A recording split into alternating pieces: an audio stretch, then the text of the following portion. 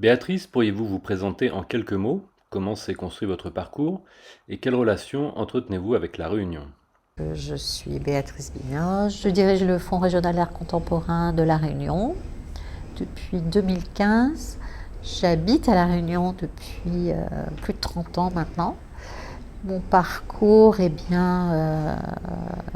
assez hétéroclite. J'ai longtemps travaillé chez un imprimeur, également éditeur. Et ensuite, j'ai dirigé une agence de communication institutionnelle. Puis, j'ai monté une galerie d'art à La Réunion, une galerie d'art contemporain. Voilà, un intérêt pour la création et pour les arts visuels depuis très longtemps. Et c'est durant le temps où j'avais cette agence de communication institutionnelle, où nous avions créé avec l'équipe une banque de données d'images, que l'idée nous est venue de proposer aux photographes qui étaient dans cette banque d'exposer dans notre agence. On avait la chance d'avoir un très beau lieu, leurs projets plus artistiques on va dire, rémunérateurs, voilà, sur des images plus touristiques ou plus. Voilà.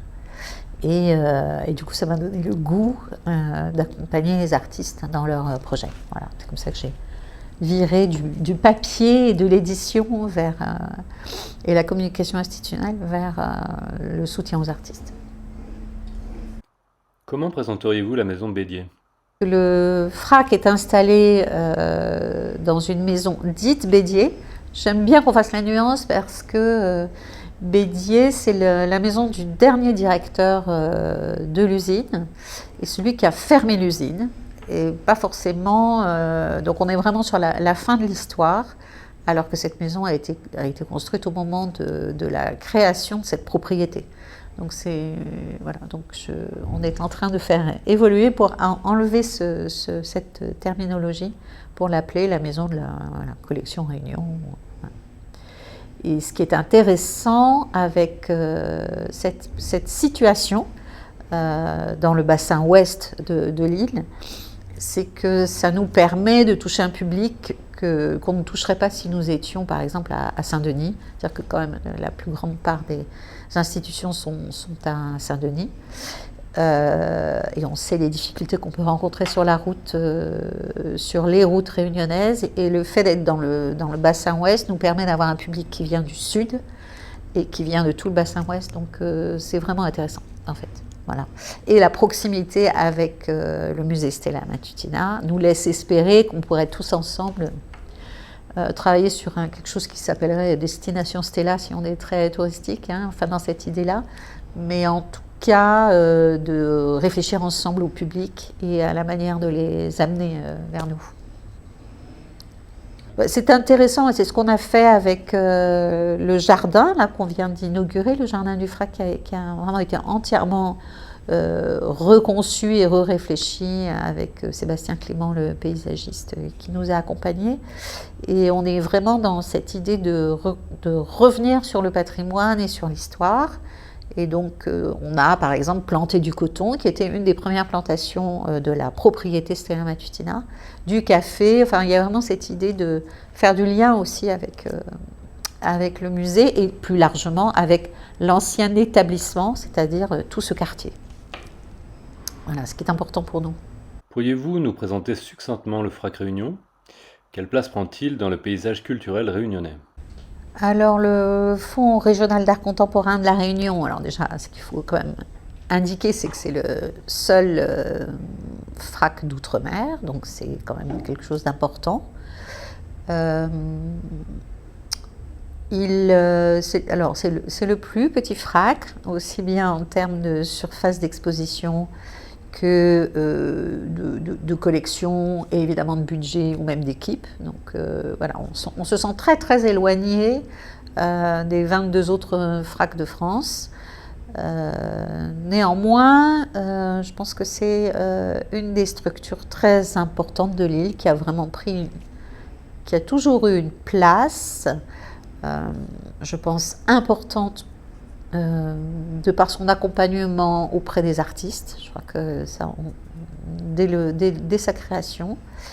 Et je crois qu'aujourd'hui, le FRAC a aussi bougé un peu les lignes en termes de fréquentation et de rapport au public, voilà, qui est plus important. Ou en tout cas, je pense que le public est vraiment rentré dans la réflexion que peut avoir le FRAC voilà, dans ses missions. Donc oui, je pense que le FRAC est incontournable. Quelles sont les missions spécifiques du FRAC Réunion? Le FRAC, c'est un label du ministère de la Culture, donc associé au label, qu'on a pour 5 ou 6 ans, je ne sais plus, enfin à chaque fois il faut renouveler pour voir si on est dans les clous. Donc les missions, c'est effectivement, la première mission, c'est l'acquisition, c'est de constituer une collection. Donc tout FRAC confondu, je ne sais plus quels sont les chiffres, mais c'est colossal, c'est la plus grande collection de France en art contemporain.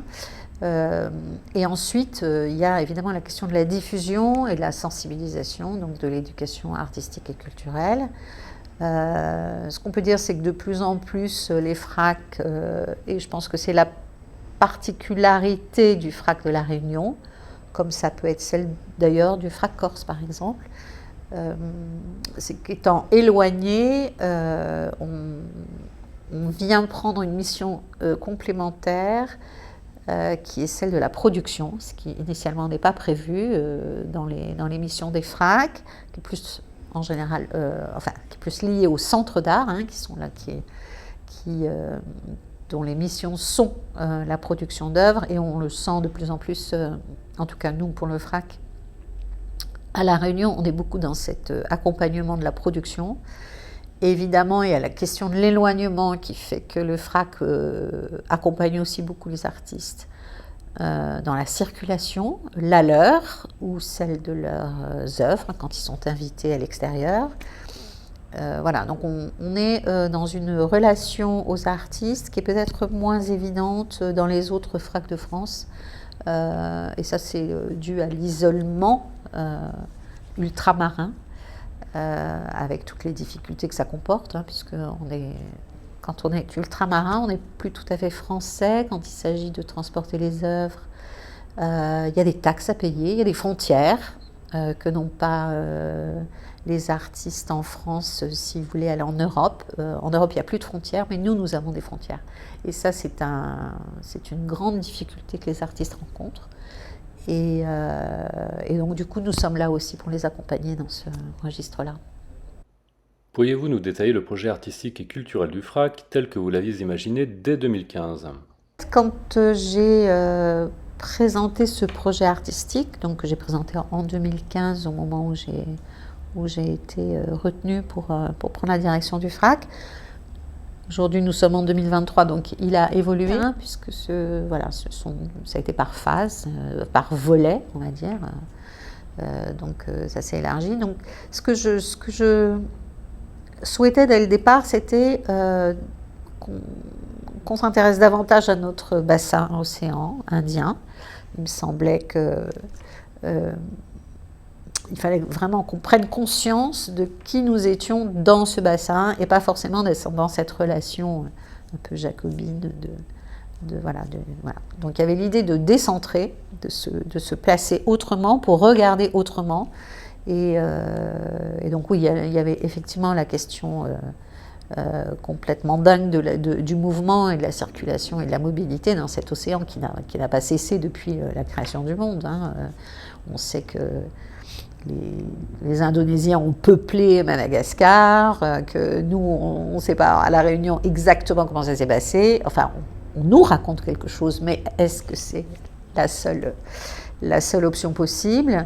Voilà, donc il y avait. Et puis, comment vit-on ensemble? Qu'est-ce que nous nous sommes apportés mutuellement? Et voilà, donc ça me paraissait vraiment très important de se regarder, vivre et partager les choses. Donc c'était la première option, et donc ça incitait à la réflexion de la mobilité, de la circulation des œuvres et des artistes. Ça me paraissait aussi vraiment très important, et à la fois sur le territoire, Et puis, évidemment, le bassin et plus largement, voilà. Mais il y avait quand même cette idée de toujours se recentrer ou se décentrer pour mieux se recentrer. Alors, c'est compliqué. D'abord, c'est compliqué parce que le budget du FRAC est tout petit. Donc, on a des missions qui sont imposées, qui relèvent du label, et donc il y a la nécessité de diffuser la collection, etc. Mais quand on développe des projets qui sont plus liés qui accompagnent une réflexion et une recherche, eh bien, il faut les moyens de le faire. C'est pas toujours très évident. Donc, il y a une grille avec... J'essaye de poser les choses, hein. Si je réalise ça, est-ce que je rentre, est-ce que je réponds à ce qu'on a imaginé. Donc, c'était pas forcément quelque chose de facile à mettre en œuvre. C'est pas très facile non plus dans les budgets qui sont quelquefois fléchés, de trouver les moyens de faire venir, par exemple, des artistes de l'extérieur. Bon, d'abord, il y a toujours cette question de frontières. Faire venir un artiste d'Inde, de Chine ou même de Maurice, quelquefois peut poser des problèmes. Donc la préfecture peut nous accompagner, mais néanmoins, il y a des freins. Et cette idée de coopération n'est pas quelque chose qui est forcément accepté. Donc c'est un peu compliqué, mais il y avait quand même on a la chance d'avoir une scène réunionnaise qui est tout à fait formidable, et donc on pouvait déjà commencer par travailler ensemble sur le territoire, en essayant quand même de faire, de tirer des fils pour qu'on crée du lien et on crée des partenariats. Donc ça, c'est pour la mobilité des artistes. Et après, on a tranquillement commencé à développer le FRAC à circuler avec des expositions, parce qu'il y a aussi cette idée, quand on crée une exposition, donc on la produit, on la finance, ça a un coût. Et donc l'idée, c'est de faire circuler aussi ces expositions dans l'idée qu'on puisse équilibrer. Et donc on a assez vite trouvé des partenariats avec l'Institut français à Maurice, l'Institut français à Madagascar, l'ICAIO à Maurice, et on a fait circuler des expositions. Et donc du coup les artistes aussi, puisque dès qu'on le pouvait, on faisait en sorte que les artistes puissent voyager pour aller rencontrer aussi d'autres publics. Est-il possible d'identifier la façon dont ont été construites les collections du FRAC? Qu'en est-il aujourd'hui? La collection, elle est constituée aujourd'hui d'un petit peu plus de 500 œuvres. À la création du FRAC, alors qu'il n'y avait pas encore de structure, hein, le FRAC avait été créé, mais était très très dépendant et encore très intégré à la région. Ce sont plutôt des régions Réunion. Les premières acquisitions ont été faites de cette manière-là par des gens qui ont eu envie de faire rentrer dans la collection. C'est vraiment les prémices. Il y a des modernes, quoi. Donc il y a eu beaucoup d'acquisitions d'estampes. Donc c'est vraiment une première période où on travaille avec des galeries et on achète des œuvres, des grands, qui sont maintenant des grands classiques. Ça peut être Miro par exemple. Donc on a des œuvres comme ça Calder, qui sont posées, qui sont là. Puis ensuite arrive Marcel Tavé, qui prend vraiment du coup la direction du FRAC et qui crée une structure et constitue une petite équipe. Et lui, sa volonté n'était pas forcément d'acheter des œuvres, puisque lui, il préférait mettre le budget du FRAC. Donc il ne répondait pas tout à fait à ce qui est aujourd'hui un label. À l'époque, ça ne l'était pas. Et donc, il choisit plutôt de faire intervenir des artistes, de faire qu'il y ait des rencontres, et puis de les faire bouger aussi. Hein. Il a monté des projets en Afrique du Sud, la route du Maïdo, qui était un grand projet aussi. Ça c'est la période Tavé. Ensuite, il y a une rupture, hein. Le FRAC est à l'arrêt. Et réouvre sous forme d'établissement public avec Nathalie Gontier à la barre pendant 4 ans. Et Nathalie Gontier va vraiment se tourner vers la photographie et la photographie africaine. et commencer à déployer un regard plus centré sur l'océan Indien, ou en tout cas les Suds, on va dire les Suds, de façon, voilà, avec beaucoup de photographies africaines. Colette Punia, qui lui succède, va continuer cette démarche-là, de plus sur les Suds, avec peut-être un petit peu plus d'artistes réunionnais. Et puis, moi, depuis 2015, ce que j'ai demandé au comité technique, c'est effectivement de s'appuyer sur le projet artistique que j'avais proposé. Et donc de s'intéresser effectivement, moi aussi, beaucoup plus au sud, beaucoup plus à l'océan Indien, en recentrant, même si ça n'interdit rien de la diaspora ou d'artistes européens, mais vraiment avec cette question qui est liée au projet lui-même. Voilà, avec des formes aussi qui ont un peu évolué dans les acquisitions, aussi parce qu'on a une contrainte, c'est que les réserves sont saturées. Donc j'ai souhaité qu'on passe un peu à l'immatériel, ce qui a permis d'acheter des performances, d'acheter des protocoles, d'acheter des fichiers photos qui sont tirés pour l'exposition, de limiter un petit peu. Donc en fait c'est d'une contrainte physique qui nous a permis de nous déployer un petit peu différemment et d'ouvrir la collection à des formes, il y a des médiums différents. Voilà. Donc beaucoup de vidéos, performances, protocoles. Alors, ce que je peux dire aussi, c'est que depuis que je suis arrivée, j'ai aussi souhaité que le comité se penche dans ses acquisitions sur une question qui est fondamentale pour moi, c'est la parité. C'est-à-dire qu'il y avait majoritairement des hommes et que, bon, moi, ça m'embêtait beaucoup. Ça embêtait mon comité aussi, puisque, voilà. Et donc, on est très attentif. J'ai même demandé une année au comité de n'acheter que des femmes pour tenter de rééquilibrer. Tout le monde n'a pas accepté, donc bon voilà, c'est la liberté. Hein. Mais ça, c'est important pour moi. Et puis aussi l'équilibre, c'est-à-dire qu'on est quand même dans cette idée que plus ou moins, on est moitié d'artistes réunionnais, moitié d'artistes extérieurs. Donc ça ne veut pas dire grand-chose, hein, parce que c'est aussi des questions de budget, mais il y a quand même cette idée de faire attention à la scène, de la soutenir en la faisant rentrer dans la collection. Comment sont stockées les œuvres? Y a-t-il dans vos réserves des œuvres qui n'ont jamais été exposées aux yeux du public? Le stockage des œuvres, bon, c'est comme je le disais précédemment, c'est compliqué. Hein, les réserves du FRAC sont complètement saturées. Il y a un projet qui devrait enfin aboutir pour démarrer un chantier des collections et réaménager des espaces en réserve. État et région, donc nos tutelles sont dans cette idée-là et bon, je pense qu'on devrait peut-être démarrer l'année prochaine, donc ça c'est une excellente nouvelle. Les œuvres qui ne sortent jamais, oui bien sûr, il y en a. Il y en a qui sortent énormément, qui sont très sollicitées, ce qui pose une question sur la conservation et la prévention. Donc on essaye de faire attention à ça. Mais oui, il y a quelques œuvres qui ne bougent pas. Il y a plusieurs raisons. Il y a des raisons de format. Il y a des pièces qui sont immenses. Et nous, on n'est pas du tout équipés pour les faire circuler. Et puis, il y a probablement une question de mode. Des œuvres qui ont été achetées et qui n'offrent pas d'intérêt particulier en termes d'histoire de l'art, qui ne sont pas inscrites dans l'histoire de l'art, voilà, et donc qui ne bougent pas. Pouvez-vous nous présenter plus en détail quelques expositions et projets que vous jugez fondateurs dans l'histoire récente du FRAC Réunion? Il y en a plusieurs.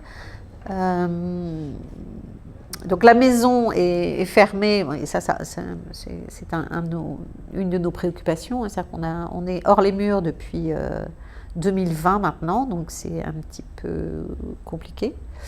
Grâce à nos tutelles, on a pu faire un grand travail sur la cour, le jardin, qui a été entièrement réaménagé.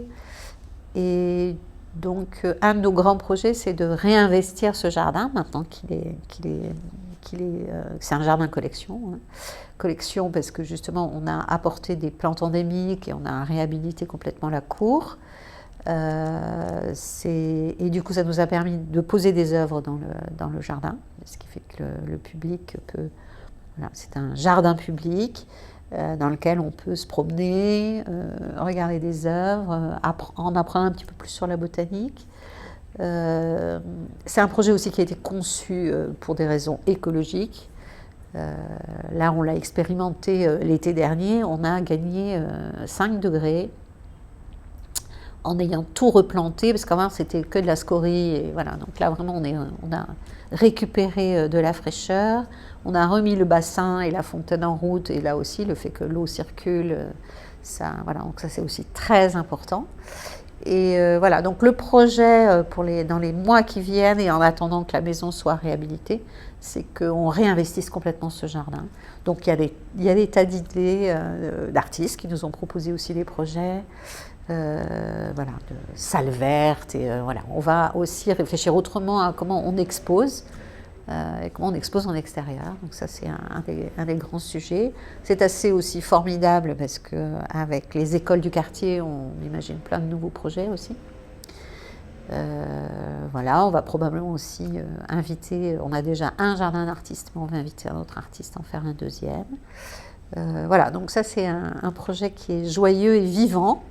Et qui permet aussi une proximité avec le public du quartier, puisque ce jardin, maintenant, il y a des gamins qui viennent jouer. Voilà, donc c'est quelque chose qui est important pour nous.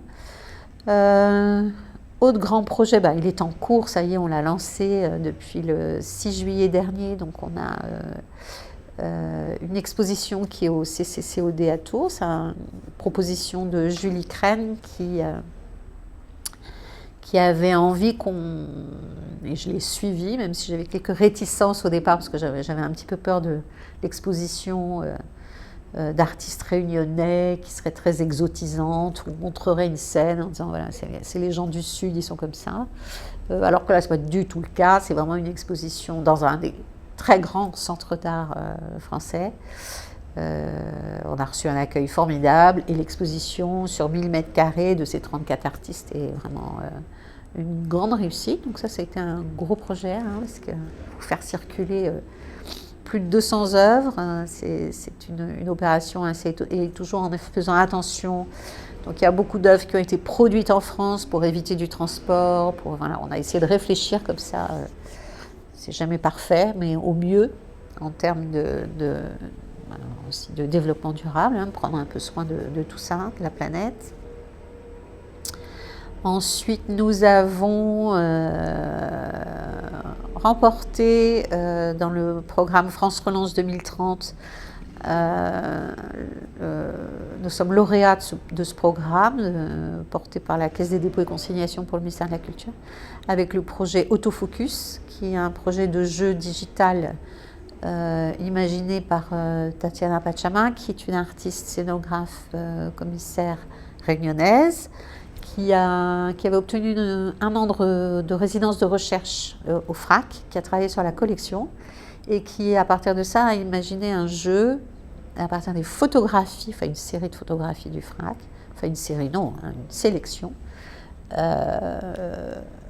un jeu qui permet aux joueurs de devenir commissaires le temps du jeu.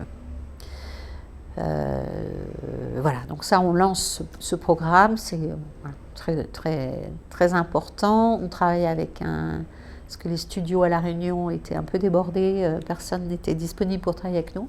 Du coup, on travaille avec un studio parisien. Et on a déjà 11 collections, dont 10 FRAC, qui vont adopter ce jeu. Voilà, donc ça, c'est une grande aventure qui démarre là, dans les jours qui viennent.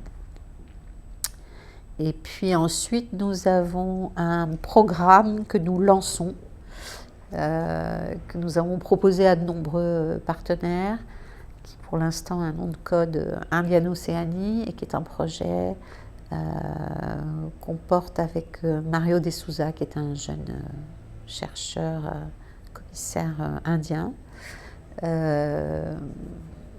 et qui va se déployer dans plusieurs pays et avec de nombreux partenaires, aussi bien à Madagascar qu'aux Seychelles, qu'à Maurice.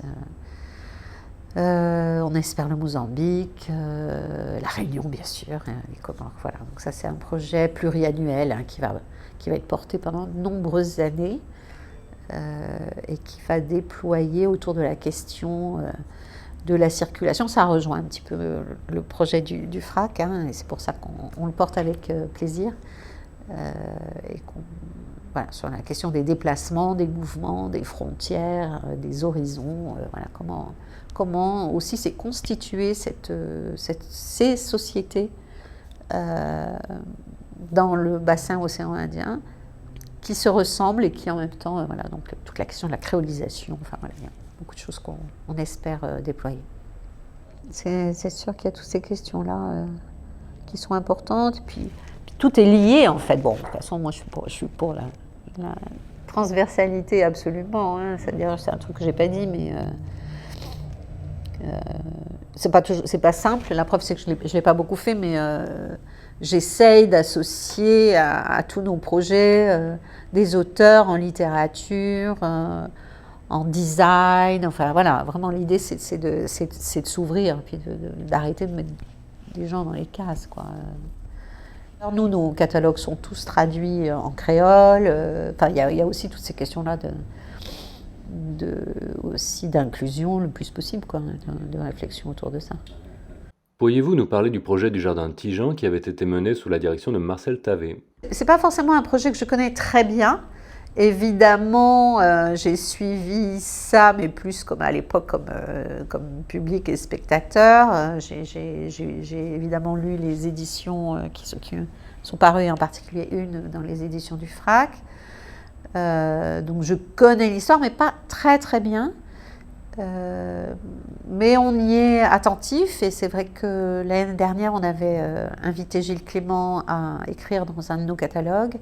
Et à ce moment-là, il m'avait dit qu'il trouvait dommage que le travail qu'il avait fait, qu'il n'avait pas abouti, mais en tout cas son carnet de notes et de voyages, quand il avait été invité par Marcel Tavé à travailler sur la route du Maïdou et le Jardin Tijan, ne soit pas édité. Donc je lui ai dit qu'on allait le faire, et c'est ce que nous sommes en train de faire. Donc le travail de Gilles Clément, en tout cas, il y aura une trace qui sera partagée, qui ne sera pas simplement dans nos ordinateurs ou dans le sien. Donc ça, c'est important. Mais voilà, franchement, je ne maîtrise pas le sujet comme d'autres peuvent le faire parce qu'ils ont participé ou qu'ils y ont été associés. Moi, je suis plutôt en train d'essayer de rassembler, parce que c'est un des gros problèmes du FRAC, c'est qu'il n'y a quasiment pas d'archives. Donc ça fait 8 ans maintenant que j'essaye de reconstituer les archives du FRAC, et ça en fait partie. N'ayant pas de lieu d'exposition propre, comment l'institution FRAC Réunion parvient-elle à être mobile au sein même du territoire réunionnais? Effectivement, donc en 2020, il a été décidé de fermer le FRAC puisqu'il y avait des problèmes de sécurité, que donc la maison, un certain nombre de travaux doivent être réalisés. Bon, ça prend un petit peu de temps, et du coup ça nous a poussé à aller à l'extérieur de nos murs. Alors il y avait déjà le projet du container aménagé en galerie était déjà dans les tuyaux, mais du coup on est allé un petit peu plus vite que prévu, et on a déployé ce premier container qui est un objet assez formidable, parce qu'il nous permet d'aller partout, sauf à Sillaos, parce qu'on ne peut pas franchir le tunnel avec le container sur son camion. Mais vraiment, c'est un super outil, et qu'on peut poser sur la place du village ou dans un collège.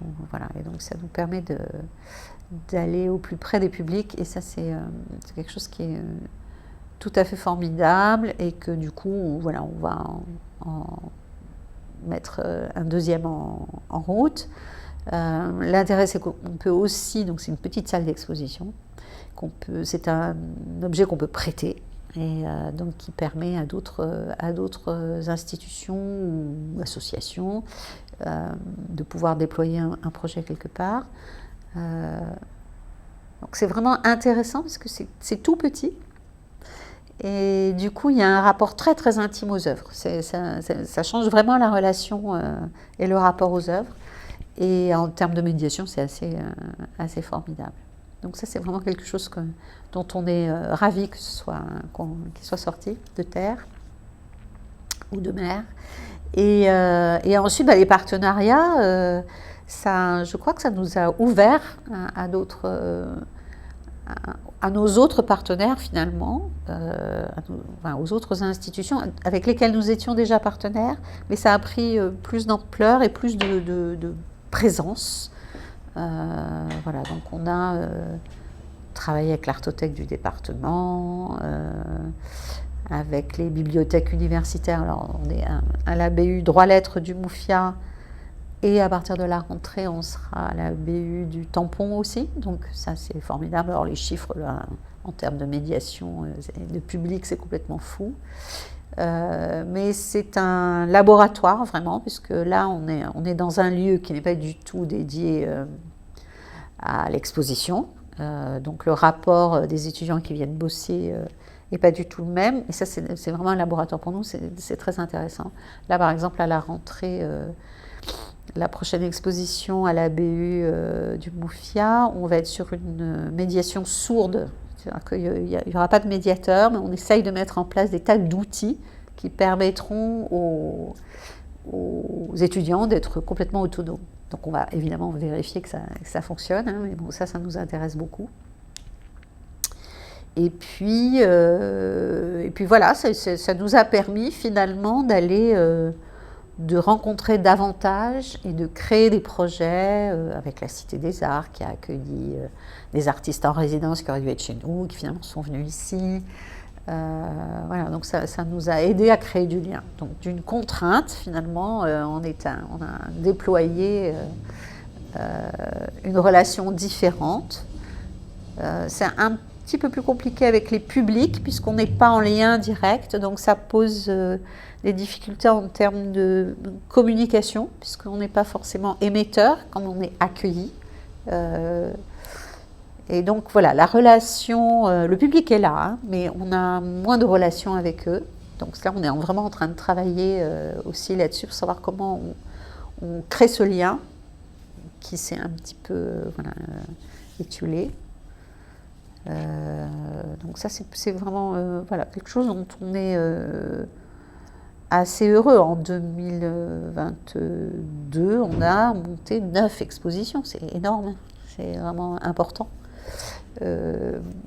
Donc on essaye aussi de réfléchir à l'itinérance des expositions, ce que je vous disais, quand on produit une expo, on essaye de la faire circuler, et bien là on continue d'être dans cette réflexion-là, c'est une exposition qui est construite pour le container, on va essayer de la proposer en différents lieux, pour des questions évidemment d'équilibre et d'économie.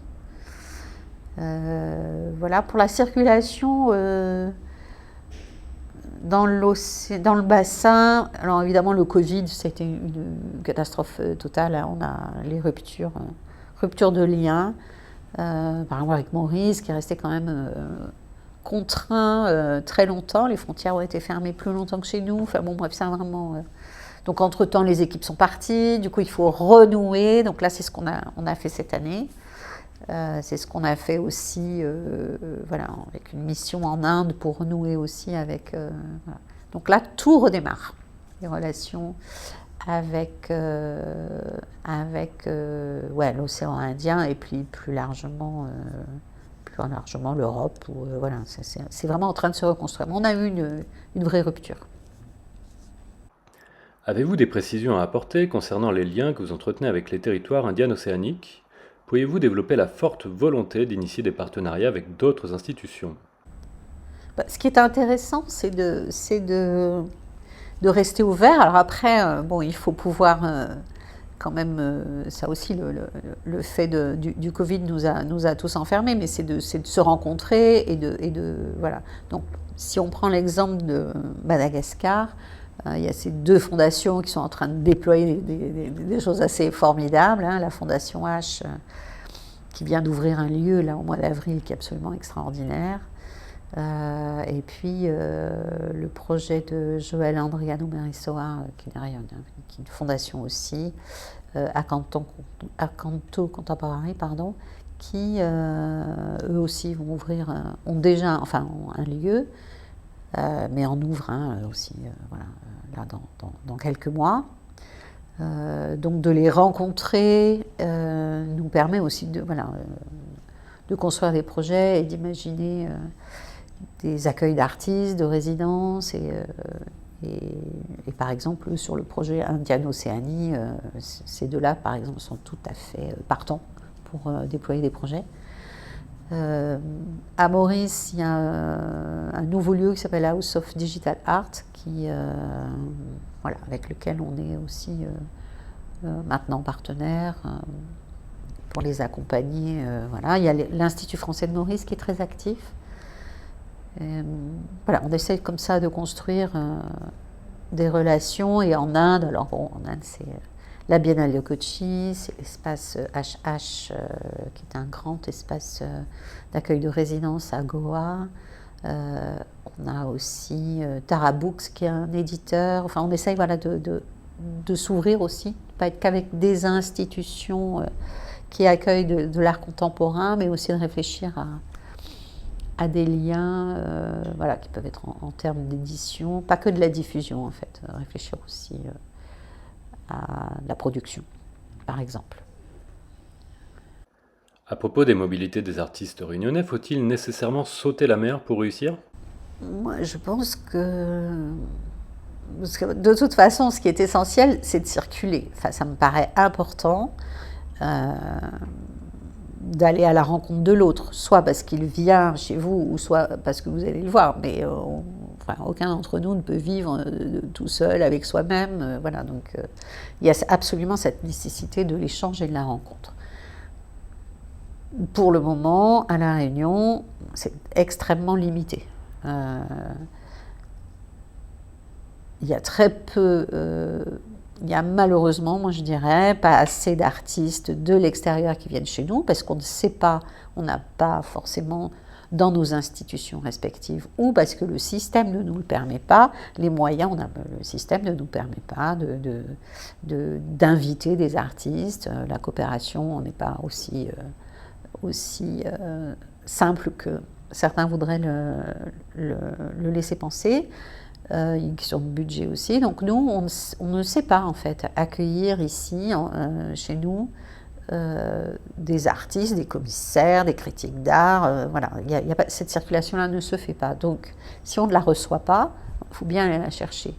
Ça me paraît, pour l'instant, le deuxième élément, c'est qu'il n'y a pas de marché de l'art à La Réunion. Il n'y a pas de galerie qui s'occupe des artistes et qui propose un espace dans lequel on puisse rencontrer les artistes et rencontrer leurs œuvres. Donc c'est aussi celle-là, elle n'existe pas non plus. Donc aujourd'hui, effectivement, un artiste, un ou une artiste qui ne circule pas a peu de chances de rencontrer un public, de rencontrer une critique.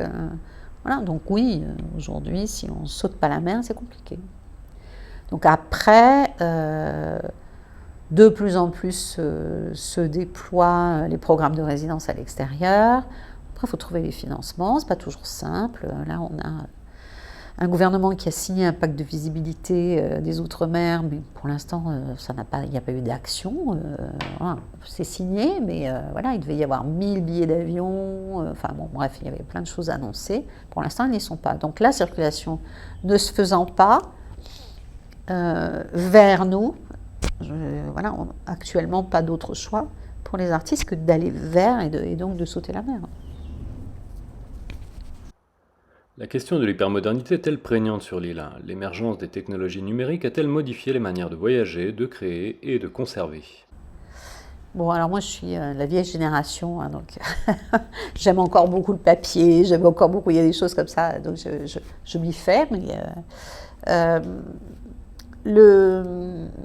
c'est sûr que ça a eu un impact. Par exemple, la période du Covid où on s'est retrouvés confinés, enfermés, Brandon Gerkara, qui est artiste associé du FRAC et qui dans son travail, a une grande réflexion sur la médiation. Voilà, avec lui, pendant ces 2 mois-là, on a développé quelque chose qu'on ne faisait pas du tout. C'était le podcast et ça a permis de rester en relation avec notre public et de faire des propositions de médiation et de réflexion autour d'une œuvre ou d'un artiste. Donc évidemment, c'est une des bonnes pratiques du Covid, en fait. C'est grâce à ça, parce que peut-être qu'on ne l'aurait pas déployé de la même façon si on n'avait pas eu cette contrainte. Et que du coup, ça nous a invités à le faire de façon plus régulière et presque systématique. Donc ça, c'est évident que dans le rapport au public et dans la médiation, on a déployé de nouveaux outils. Et que ça, c'est assez formidable, c'est même assez réjouissant en fait.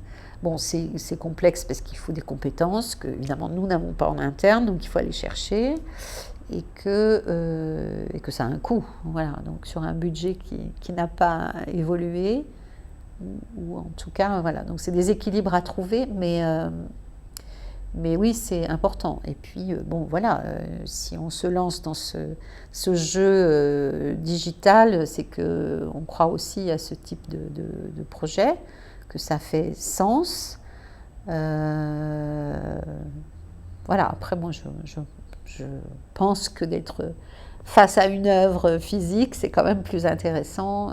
Enfin, en tout cas, est-ce que je peux me permettre de faire ce genre de commentaires, mais voilà, moi j'ai du mal avec les microfolies, j'ai du mal avec tout ça, mais bon, je suis peut-être d'une génération qui ne sait pas faire autrement. Comment appréhendez-vous l'évolution de l'île de la Réunion ? C'est quand même une grande interrogation. Oui. On est de plus en plus nombreux, on asphalte tout, on bétonne tout. La place du vivant, la monoculture de la canne, enfin je ne sais pas très bien comment ça va se passer en fait. Ouais. Est-ce qu'on va être capable de trouver des équilibres? Est-ce qu'on gratte, on fonce? Je ne suis pas sûre que... Voilà. Donc oui, ça m'inquiète un peu. Ouais. Je ne sais pas, je ne suis pas décideur, j'ai pas choisi de l'être. Donc je pense qu'on est quand même nombreux à essayer de faire à réfléchir à ces problématiques-là. Je ne sais pas si on va bien y arriver. Voilà. Je ne peux pas dire beaucoup plus que ça. Je pense que c'est question. Oui, enfin, moi je trouve ça assez effrayant. Mais... Eh bien, on a fini. Je vous laisse le mot de la fin si jamais vous avez quelque chose à dire qui vous semble important. Non, merci. Merci à vous.